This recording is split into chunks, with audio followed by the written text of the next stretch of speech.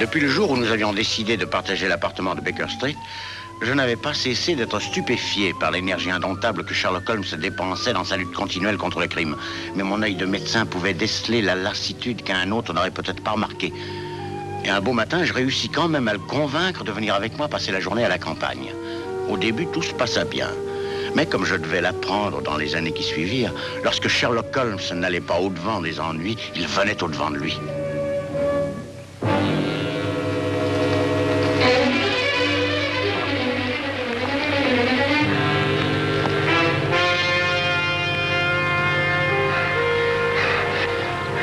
Emmenez-la.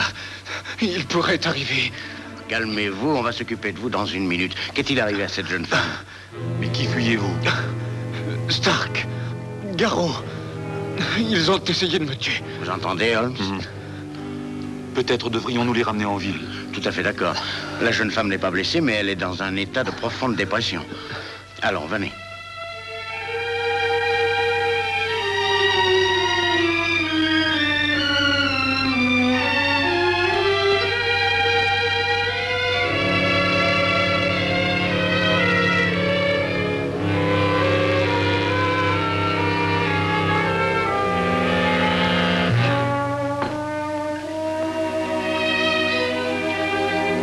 Tenez, buvez ça.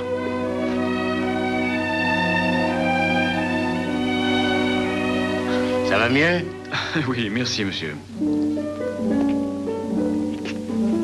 Va-t-elle se remettre, docteur? Oh oui, bien sûr.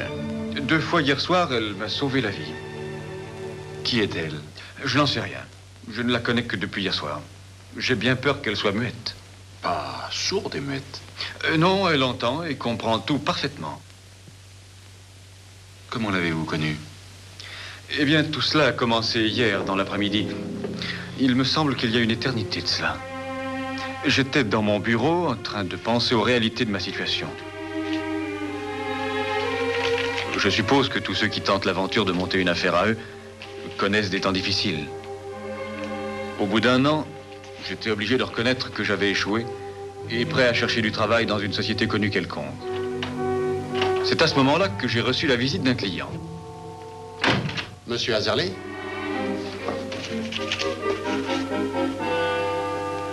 Il me dit être le colonel Léandre Stark. Si j'avais su alors l'horreur qu'il allait apporter dans ma vie, je l'aurais étranglé sur le champ. Je serai franc avec vous, monsieur Azerley. L'affaire que je suis venu vous proposer doit demeurer strictement confidentielle. C'est pourquoi je ne vous cache pas que je me suis renseigné à la fois sur vos capacités professionnelles et personnelles. Capacité personnelle, monsieur? Oui. J'ai donc appris que vous êtes un excellent ingénieur hydraulique, mais aussi que vous êtes célibataire et orphelin, et que vous vivez seul à Londres. Eh bien, tout cela est vrai, mais ça ne donne pas la raison de... Attendez que je vous ai expliqué le travail. Puis-je avoir votre parole que notre conversation restera absolument entre nous? Oh, bien sûr, monsieur, je ne la répéterai à personne. Excellent. Eh bien, voilà. Est-ce que 50 livres pour une nuit de travail vous conviendrait? 50 livres? Si j'en juge par votre expression, vous soupçonnez quelque illégalité. Laissez-moi rassurer votre conscience. Exactement, qu'attendez-vous de moi? La réparation d'une presse hydraulique, monsieur Azerley. D'une presse hydraulique de grande dimension. Mais c'est un genre de travail très courant.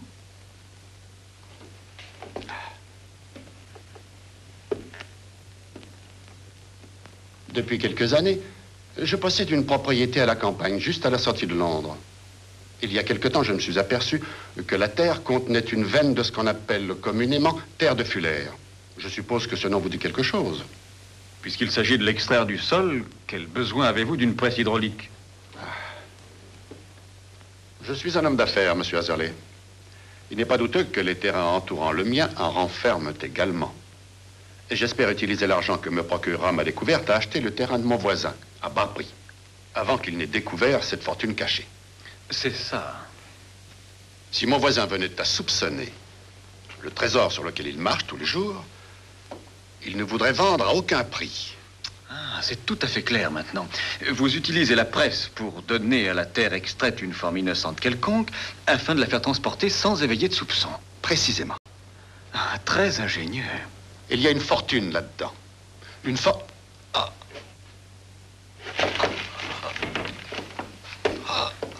Êtes-vous malade? Qu'y a-t-il, colonel Stark? Désirez-vous quelque chose?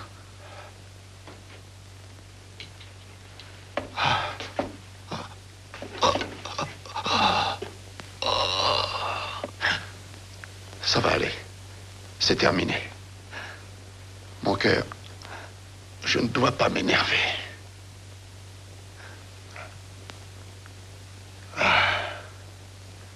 Voilà.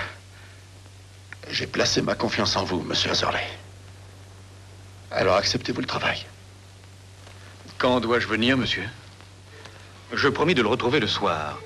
Hier soir, à la gare des Forbes. L'heure qu'il proposa était tardive.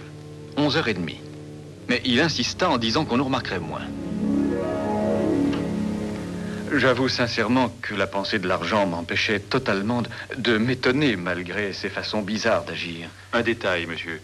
Quand nous vous avons rencontré, j'admets que vous étiez assez déprimé, mais vous répétiez sans arrêt que tous deux vous poursuivaient. D'où je déduis que Stark avait un complice. Oui, un étranger, un homme appelé Garrow.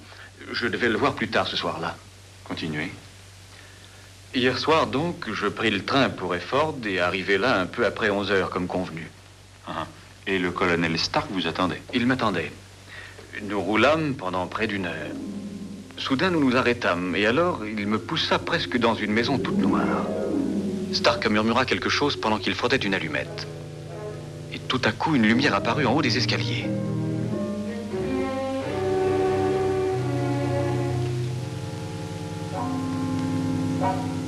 Ce fut la première fois que je vis cette jeune femme, messieurs. Malgré le peu de lumière, sa beauté et sa frayeur me frappèrent.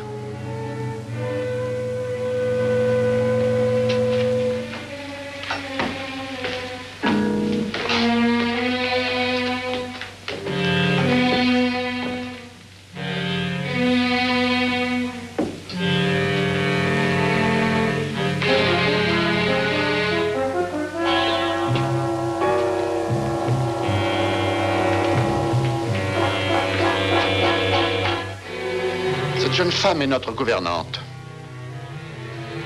Comment allez-vous, mademoiselle? Elle ne peut pas vous répondre. Elle est muette. J'ai oublié de vous dire que j'ai un associé, monsieur Garrow, un brillant minéralogiste. Je vais le prévenir, si vous voulez bien m'excuser. Mais certainement.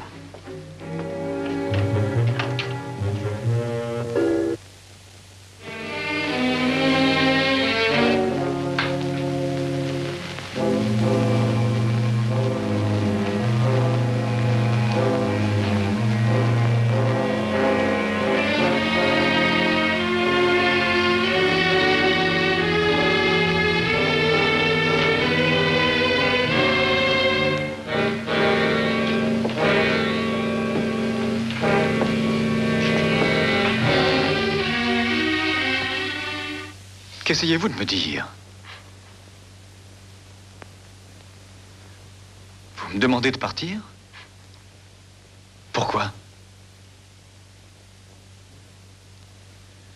Essayez-vous de me prévenir contre le colonel Stark?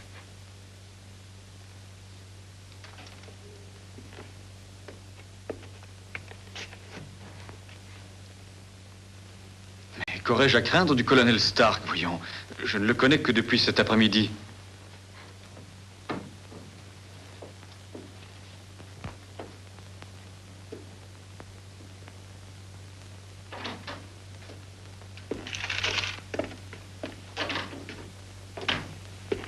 Monsieur Azerley, je vous présente mon ami et associé, monsieur Garrow.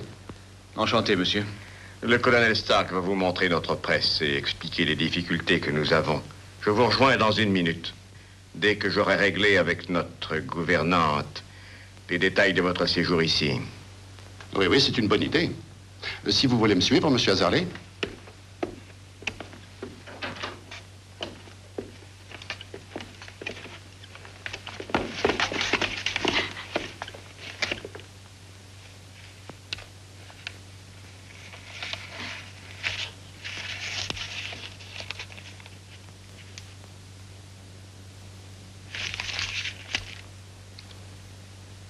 Je croyais que vous aviez compris, ma chère. Mais je vois qu'il faudra vous renvoyer à l'école.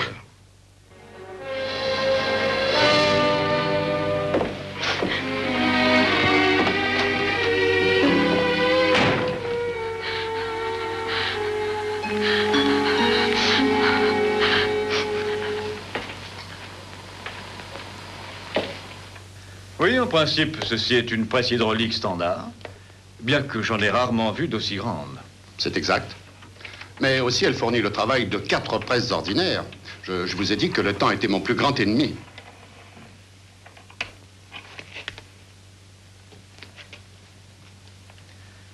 Pourrais-je avoir plus de lumière?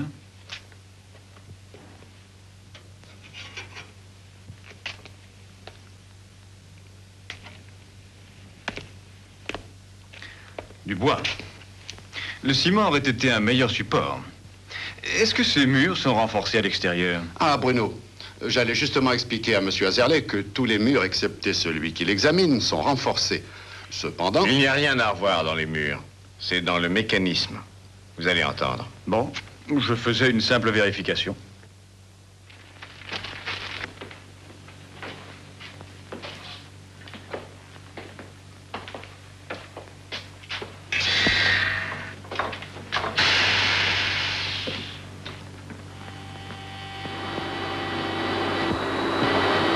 Maintenant, écoutez.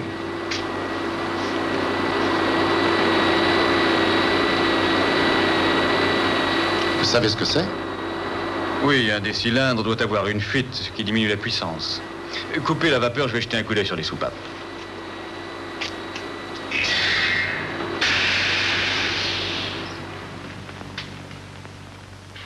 J'avais découvert ce qui n'allait pas et le reste ne posait plus aucun problème. Et bien entendu, vous saviez alors quel était le vrai but de cette énorme presse. Pas tout à fait.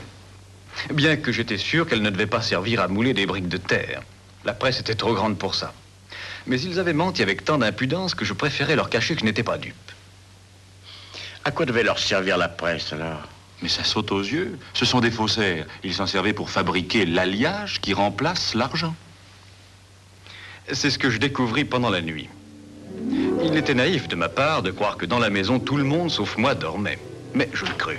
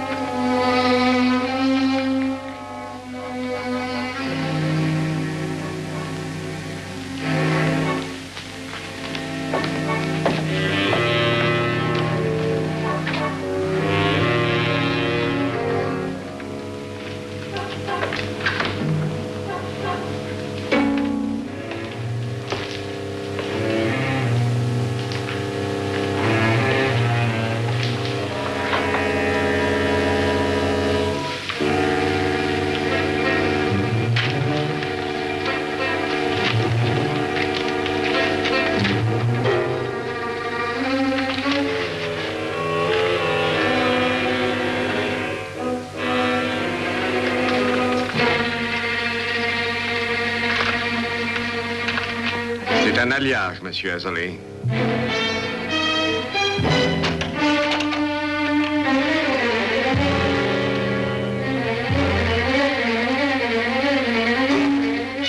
Garot! Ouvrez-moi! Laissez-moi sortir de là, Garot!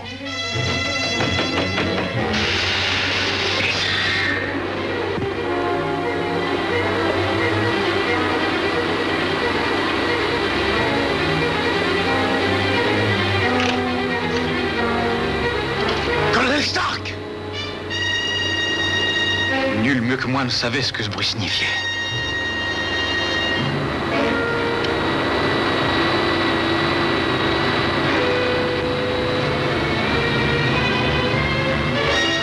Garot avait mis la presse en marche. Dans quelques minutes, le plafond allait s'abaisser avec une force capable de m'écraser comme un simple insecte. Et je n'avais aucun moyen de l'arrêter.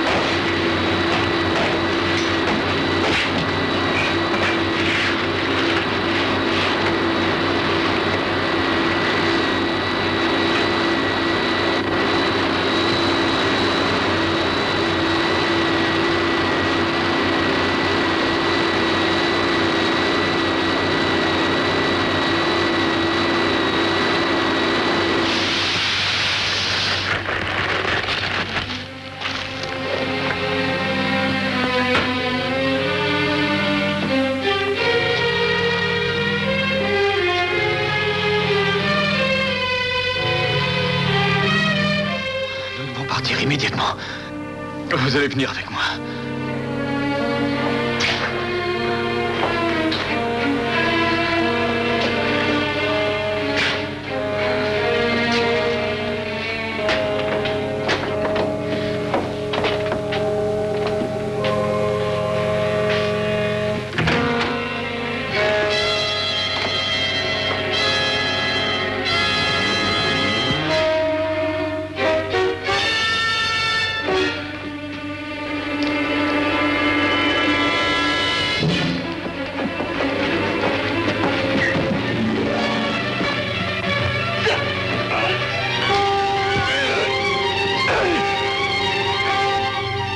Vite!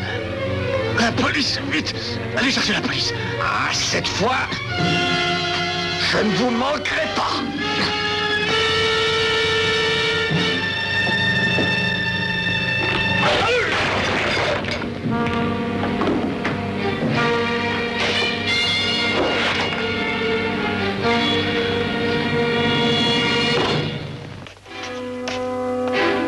Qu'est-ce que ça signifie?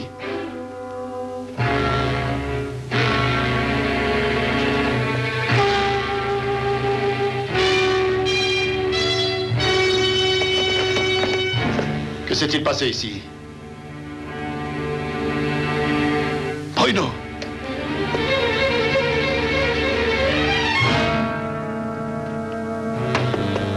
Non! Non! Non! Oh. Oh. Non!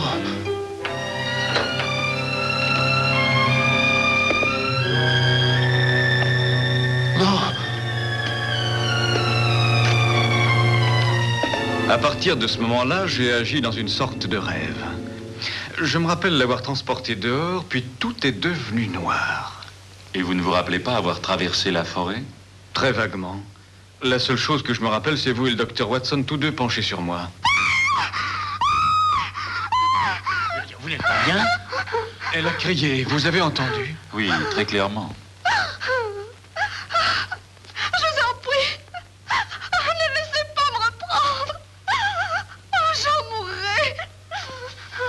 Allons, du cognac, Holmes, s'il vous plaît.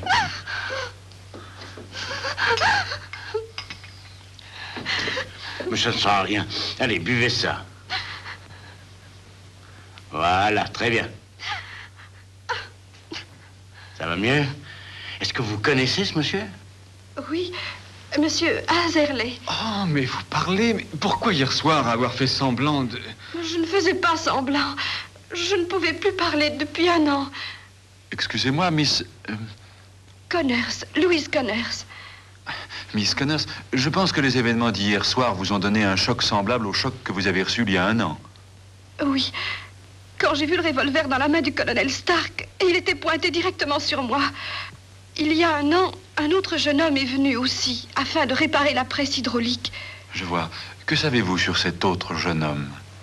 Je me tenais tout près de lui, quand tout à coup, le colonel Stark sortit son pistolet et tira en plein visage de ce garçon.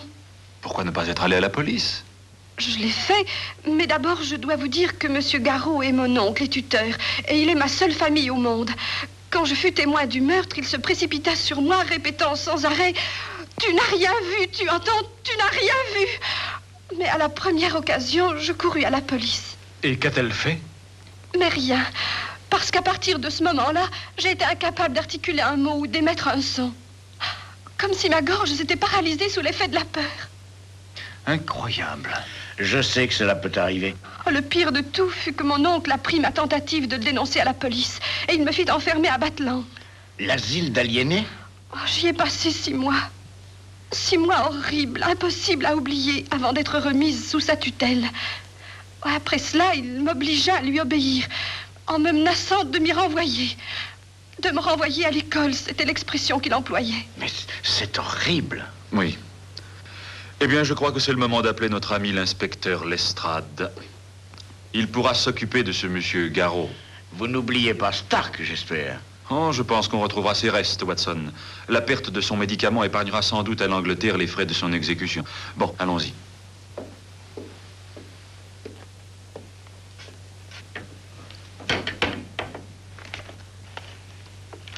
Maintenant que M. Azerley m'a dit avoir oublié d'éteindre la chandelle, au moment où il s'est échappé, je sais ce qui a provoqué l'incendie. Êtes-vous sûr que ce sont bien les restes du colonel Stark que vous avez retrouvés? Absolument. D'après plusieurs objets, on a pu identifier le corps. Il n'y a aucun doute. Pas de trace de l'autre?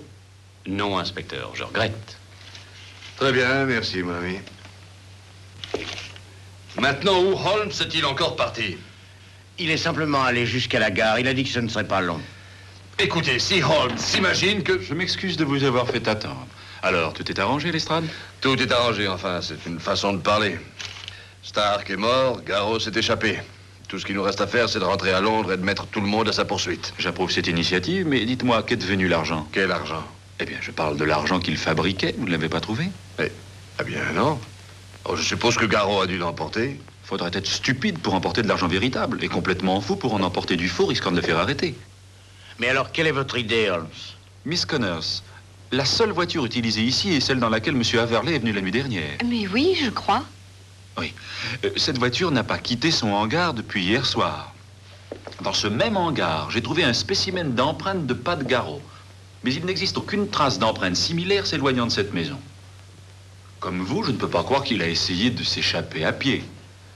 Comment s'est-il enfui, alors? Il ne l'a pas fait, mon cher. Il est toujours dans la maison, caché quelque part. Quoi? Monsieur Holmes, il existe une cave. J'ai examiné la cave moi-même. Non, je veux parler d'une cave qu'ils ont creusée pour y cacher l'argent. Elle doit avoir son entrée dans la maison même. Oh, ils n'ont jamais voulu me dire où elle se trouvait. Mais je suis sûre qu'elle est dans cette pièce quelque part. Merci.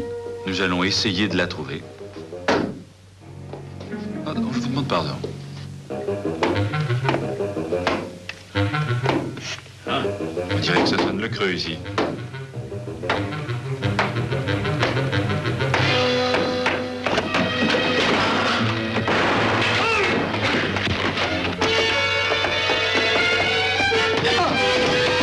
Jolie performance, Watson. Oh, vraiment, ça a été facile.